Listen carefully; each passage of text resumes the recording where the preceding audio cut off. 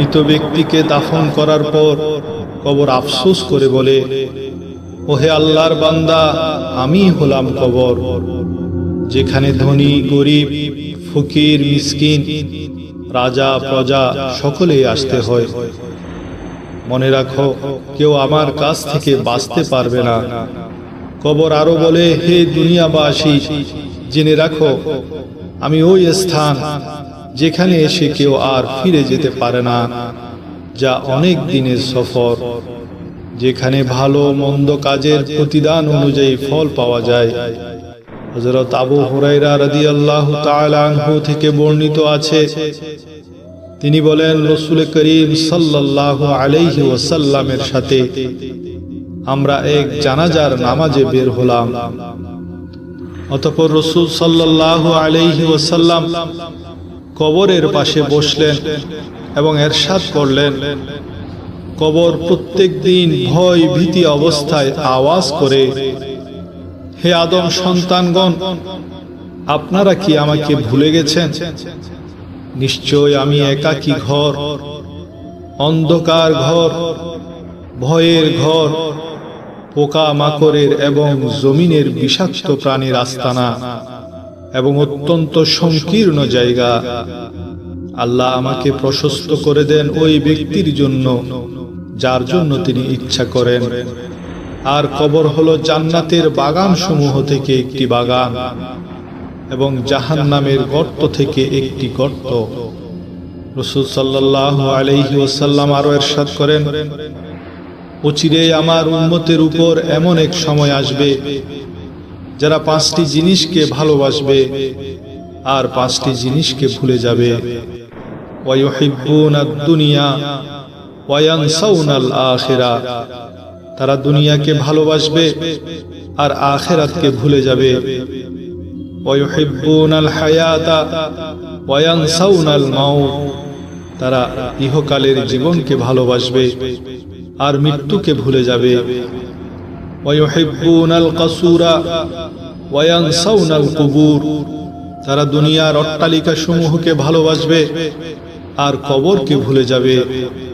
ওয়া ইউহিব্বুনাল মালা ওয়া ইয়ানসাউনাল হিসাব, তারা মাল দৌলতকে ভালোবাসবে আর হাসরের হিসাব নিকাশ দেওয়ার কথা ভুলে যাবে।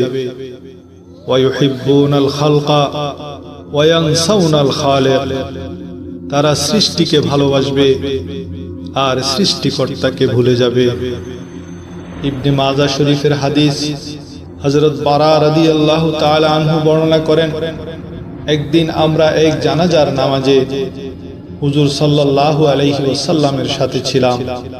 যখন মৃত ব্যক্তিকে কবরে রাখা হলো, হুজুর সাল্লাল্লাহু আলাইহি ওয়াসাল্লাম কবরের পাড়ে বসলেন এবং এমন জোরে কাঁদতে লাগলেন যার ফলে কবরের পাড় ভিজে গেল। অতঃপর রাসূল সাল্লাল্লাহু আলাইহি ওয়াসাল্লাম ইরশাদ করলেন, হে আমার ভাইরা, এই বিপজ্জনক আর কষ্টদায়ক স্থানের জন্য তোমরা প্রস্তুতি গ্রহণ করো। হযরত আবু সাঈদ খুদরি রাদিয়াল্লাহু তাআলা আনহু থেকে বর্ণিত, তিনি বলেন, রাসূলুল্লাহ সাল্লাল্লাহু আলাইহি ওয়াসাল্লাম নামাজ পড়ার জন্য মসজিদে তশরিফ আনলেন। অতঃপর তিনি সাহাবায়ে কেরাম রাদিয়াল্লাহু তাআলা আনহুগণকে বসে বসে হাসতে দেখলেন এবং বললেন, হায়, যদি তোমরা এরকম হাসাহাসি না করে মৃত্যুর বিভিন্ন বিষয় নিয়ে আলোচনা করতে কতই না ভালো হতো। কেননা কবরে এমন কোনো দিন অতিবাহিত হবে না যে সে উচ্চস্বরে এই কথা বলবে না, আমি এক অন্ধকার ঘর, আমি মাটি, বিষধর সাপ বিচ্ছুদের স্থান। যখন মুমিন বান্দাকে দাফন করা হয়, তখন কবর খুশি হয়ে বলে, স্বাগতম হে অতিথি, মারহাবা মারহাবা। কবর আরো বলে, যখন মুমিন আমার উপর হাঁটতে থাকে তখন আমার কি যে আনন্দ লাগে। যখন তুমি আমার কাছে এসে পৌঁছবে তখন তুমি দেখবে তোমার সাথে কি রকম ভালো আচরণ করব। রাসূল সাল্লাল্লাহু আলাইহি ওয়াসাল্লাম ইরশাদ করেন, মুমিন কবরে যেদিকে দৃষ্টি দিবে সেদিকে কবর প্রশস্ত হয়ে যাবে এবং ওই কবরে জান্নাতের একটি দরজা খুলে দেয়া হবে, যাতে করে সে জান্নাতের নিয়ামত সমূহ দেখে। অন্যদিকে কবরে যখন ফাসিক অথবা কাফিরকে দাফন করা হয়, তাকে কবর বলে, তোমার জন্য রয়েছে লাঞ্ছনা। যখন তুমি আমার উপর হাঁটতে তখন আমার কি যে ক্রোধ জাগত, আজকে যখন তুমি আমার কাছে এসে পৌঁছেছ, তাহলে দেখো আমি তোমার সাথে কি আচরণ করি। অতঃপর রাসূলুল্লাহ সাল্লাল্লাহু আলাইহি ওয়াসাল্লাম ইরশাদ করেন, কবর ওই ব্যক্তির অর্থাৎ কাফির ও ফাসিকের জন্য সংকীর্ণ হয়ে যাবে। তাকে এমন ভাবে আঁকড়ে ধরবে, তার ডান পাশের হাড্ডি বাম পাশে এবং বাম পাশের হাড্ডি ডান পাশে চলে যাবে। এমত অবস্থায় সেই নিজের দুই হাতের আঙ্গুলগুলিকে একটি অপরটির মধ্যে প্রবেশ করে ধরে রাখবে। রাসূল সাল্লাল্লাহু আলাইহি ওয়াসাল্লাম আরো ইরশাদ করেন, ওই ফাসিক ও কাফিরের কবরে 70টি বিষাক্ত সাপ দেয়া হবে।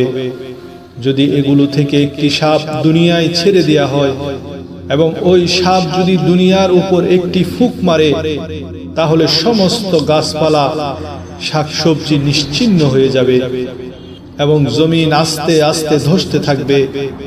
অবশেষে কিয়ামত কায়েম হয়ে যাবে।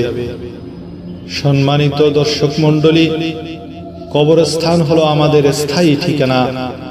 রওজুল ফায়েক নামক কিতাবের মধ্যে একটি ঘটনা উল্লেখ করা হয়। এক ঘোড়সাওয়ারি এক জনপদ দিয়ে যাওয়ার সময় এক ব্যক্তির দেখা পেল। ওই ব্যক্তিকে জিজ্ঞেস করলো, ভাই, আবাদি অর্থাৎ লোকজন যেখানে থাকে সেই জায়গাটা কোথায়? লোকটি বলল, তোমার ডান দিকে দেখো। সে ডান দিকে একটি বড় কবরস্থান দেখলো এবং চিন্তা করলো যে লোকটি কোনো পাগল অথবা কামিল ওলি হতে পারে।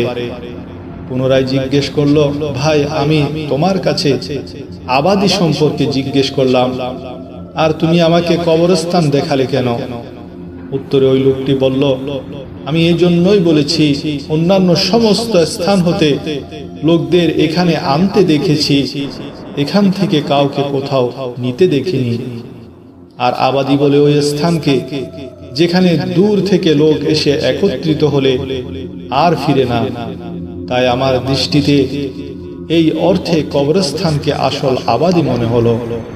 কবরের প্রথম রাতের দৃশ্য অত্যন্ত নসিহতপূর্ণ।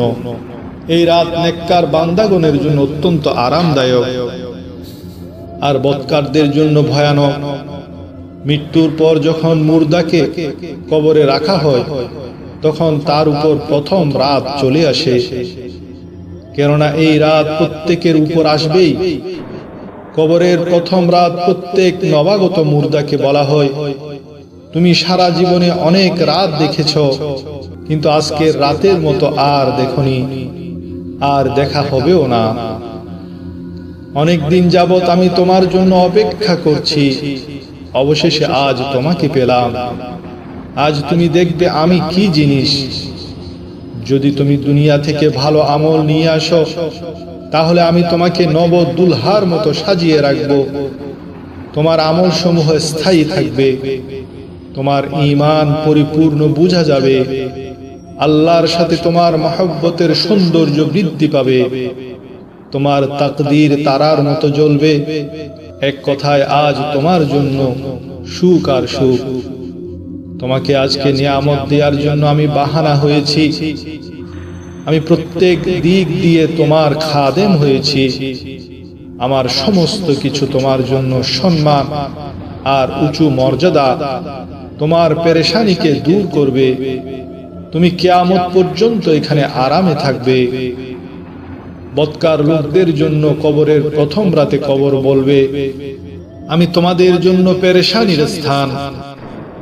আমি এমন এক আবদ্ধ স্থান যেখান থেকে কোনো আওয়াজ বের হয় না। এর চতুর্পার্শ্বে অন্ধকার, শুধু অন্ধকার। এতে তোমাদের বদ আমলের কারণে শাস্তি দেয়া হবে। কবরের শাস্তি অত্যন্ত ভয়ানক, যার তুলনা দুনিয়ার কোনো কিছুর সাথে দেয়া যায় না। যদি তুমি আল্লাহকে ভয় করতে এবং আজকের কবরের জন্য কিছু ভালো আমল করতে, তাহলে আজ আমি তোমার জন্য ভালো আচরণ করতাম। তাই ভাইগণ, চিন্তা করো, এবং কবরের জবাবদিহিতার রাত তথা প্রথম রাতের জন্য তৈরি হও আর কবরের অপমান থেকে নিজেকে হেফাজত করো। মৃত ব্যক্তিকে যখন কবরে রাখা হয় তখন কালো বর্ণের দুই ফেরেশতা তার নিকট আসে। তাদের চক্ষুদ্বয়ের রং হবে নীল বর্ণের। তাদের একজনকে মুনকার, অন্যজনকে নকির বলা হয়। যদি মুর্দা মুসলমান হয় তখন তার থেকে প্রশ্ন করবে মুনকার নামের ফেরেশতা, আর যদি মুর্দা কাফির হয় তখন প্রশ্ন করবে নাকির নামের ফেরেশতা। মুনকার নাকিরের অর্থ হলো অপরিচিত হওয়া, তাদেরকে কেউ চিনতে পারবে না। মুর্দার সামনে তাদের দৃশ্য হবে ভিনদেশী অপরিচিত লোকের মতো, কেননা এদেরকে ইতিপূর্বে আর দেখা যায়নি। মুর্দারের কবরে তাদের আগমন ঘটে বিভিন্ন অবয়ব ধারণ করে, যেমন তাদের রং হবে কালো, চেহারা হবে কুশ্রী, চক্ষু হবে নীল রঙের আর ঝুলন্ত, যা দেখে মুর্দাগণ ভয়ে পালাতে চেষ্টা করবে। এই দৃশ্যটি আশ্চর্যজনক। তার হুলিয়ার ব্যাপারে রাসূল সাল্লাল্লাহু আলাইহি ওয়াসাল্লাম ইরশাদ করেন, হযরত আবু হুরায়রা রাদিয়াল্লাহু তাআলা আনহু থেকে বর্ণিত, তিনি বলেন, রাসূল করিম সাল্লাল্লাহু আলাইহি ওয়াসাল্লাম ইরশাদ করেন, যখন কোনো মুর্দা কিংবা তোমাদের কাউকে কবরে রাখা হয় তখন কালো রং এবং নীল চক্ষু বিশিষ্ট দুইজন ফেরেশতা আসে। তাদের একজন মুনকার এবং দ্বিতীয়জন নকির। তারা উভয়ে মুর্দাকে জিজ্ঞেস করবে, তুমি এই ব্যক্তি রাসূল সাল্লাল্লাহু আলাইহি ওয়াসাল্লামের ব্যাপারে কি বলো? ওই মুর্দা মুমিন হলে উত্তরে বলবে, তিনি আল্লাহর বান্দা এবং তার রাসূল। তখন ফেরেশতাদ্বয় খুশি হয়ে বলবে, আমরা জানতাম যে তুমি এই রূপ বলবে। অতঃপর ওই মুর্দার কবরকে 70 হাত প্রশস্ত এবং নূরে ভরপুর করে দেয়া হবে। এরপর তাকে বলবে, তুমি আরামে ঘুমাও। মুর্দা বলে, আমি আমার পরিবারের দিকে ফিরে আমার সুখী জীবনের সংবাদ শোনাতে চাই। ফেরেশতাদ্বয় বলেন, তোমার কোনো চিন্তা নাই, তুমি দুলহার মতো ঘুমাও। এই ঘুম থেকে কেউ তোমাকে জাগাতে পারবে না যতক্ষণ না আল্লাহ জাগাবে। আর যদি মুর্দা মুনাফিক হয় তখন ফেরেশতাদ্বয়ের উত্তরে বলবে, আমি লোকদের থেকে শুনেছি যে তিনি আল্লাহর বান্দা ও রাসূল, কিন্তু এই ব্যাপারে আমি কিছু জানি না। তখন ফেরেশতাদ্বয় বলবেন, নিশ্চয় আমরা জানতাম যে তুমি এই রকম বলবে। ফেরেশতাদ্বয় জমিনকে হুকুম দিবে যে তাকে জমিনের সাথে মিশিয়ে নাও, সাথে সাথে মিশিয়ে নিবে। এই শাস্তি কিয়ামত পর্যন্ত থাকবে।